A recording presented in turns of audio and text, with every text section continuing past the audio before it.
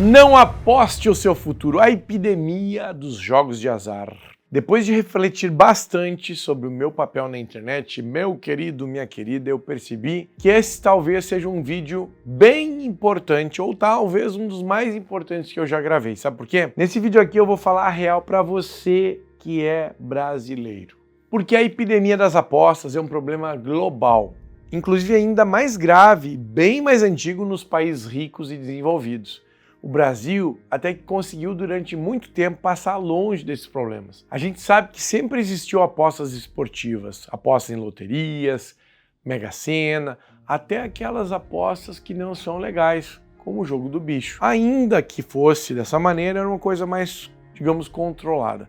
Só que hoje em dia, com a internet e o afrouxamento na legislação, esse tipo de atividade está gerando num contexto que agravou esse problema e que hoje é latente e preocupante para a nossa sociedade. Nos países desenvolvidos, mesmo que esse seja um problema maior e mais antigo, o reflexo não é tão agudo porque a população já tem uma renda mais robusta e a economia desses locais ela já é bem mais assentada, ela é bem mais sólida.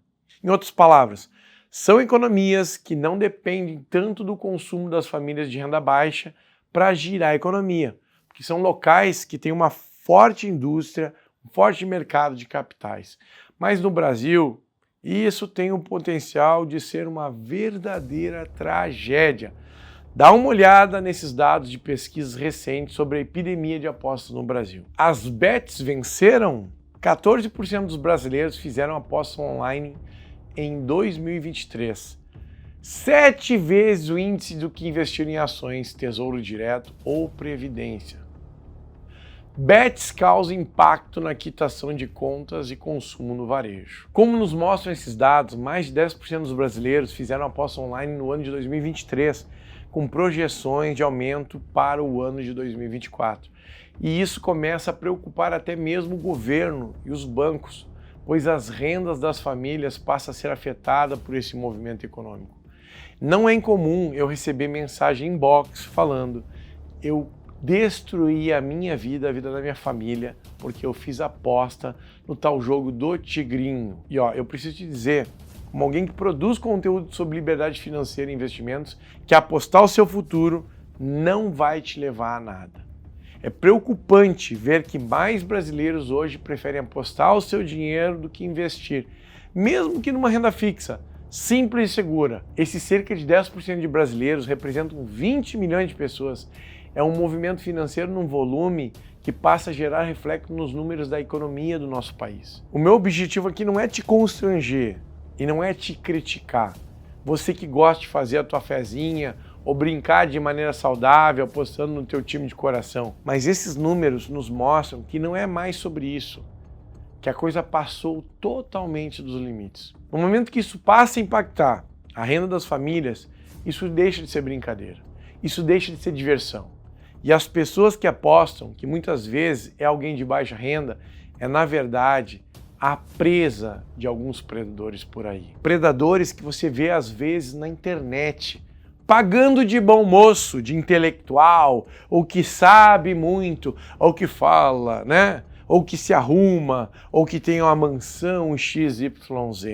Porque eu trabalho nos bastidores e eu sei do que eu estou falando. Então eu estou aqui para denunciar essa indústria que lucra com a tua fé e o teu azar. Não é à toa que se chama aposta, jogo de azar. Jogo Sujo é a bet oficial de Esquemencio Júnior, craque da atual seleção brasileira.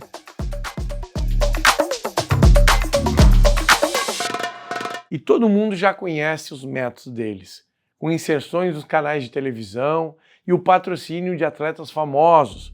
Hoje, com essa situação generalizada, eles chegam a patrocinar até campeonatos oficiais de futebol, que volta e meia acaba se desvendando esquemas de fraude, de arbitragem de jogos e outras coisas mais.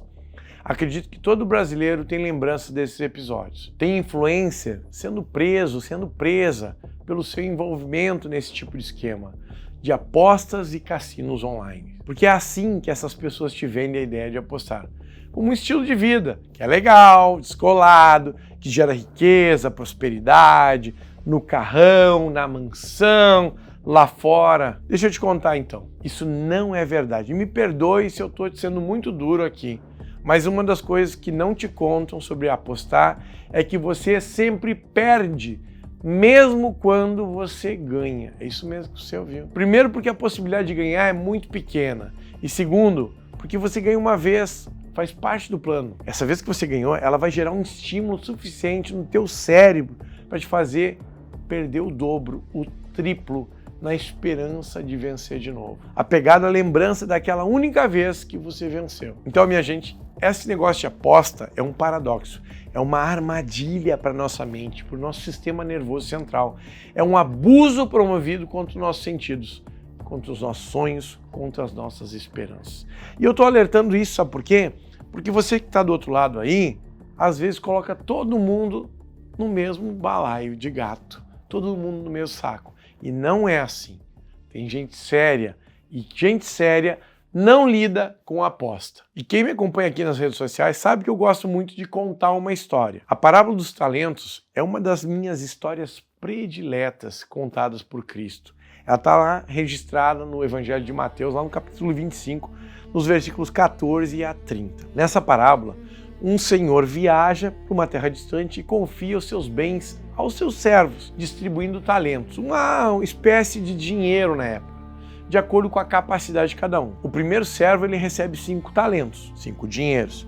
O segundo recebe 2 talentos e o terceiro recebe 1 talento somente.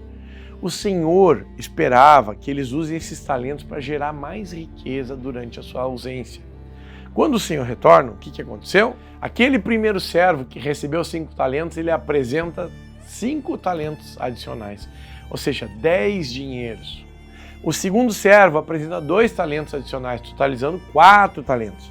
Agora o terceiro servo, temendo perder o talento que recebeu, esconde o seu talento e devolve apenas o original. O senhor elogia os 2 primeiros servos por terem sido fiéis e produtivos e os recompensa. Já o terceiro, ele é repreendido por causa da tua falta de iniciativa. Pode parecer que essa história é apenas uma sobre ter coragem e iniciativa, mas acredite, ela é também sobre responsabilidade. Aquele senhor agiu de maneira correta a repreender aquele servo que escondeu o seu talento. É correta essa ideia de que nós temos que ter a iniciativa, ao menos a ousadia, de investimentos daquilo que nós temos. Agora, o medo de ser como o terceiro servo não pode fazer com que nos tornemos irresponsáveis com aquilo que nós possuímos. E existe um nome para esse sentimento, chama-se FOMO, o medo de estar perdendo algo, e esses donos de casa de apostas e influências sabem muito bem da existência desse sentimento. E é isso que eles querem te fazer sentir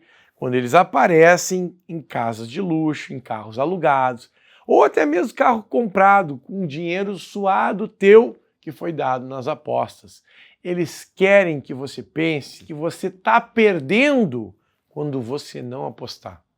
Quando, na verdade, quando você não aposta, quem perde são eles. Não coloca teu dinheiro tão suado nas mãos dessas casas de apostas. Não faça isso com o teu futuro, não faça isso com teus sonhos, com as tuas esperanças, com a tua família. Existem muitas maneiras de você honrar o seu dinheiro e multiplicá-lo de maneira justa e honesta. Você pode acompanhar o meu canal e me ouvir falar um pouquinho mais sobre isso.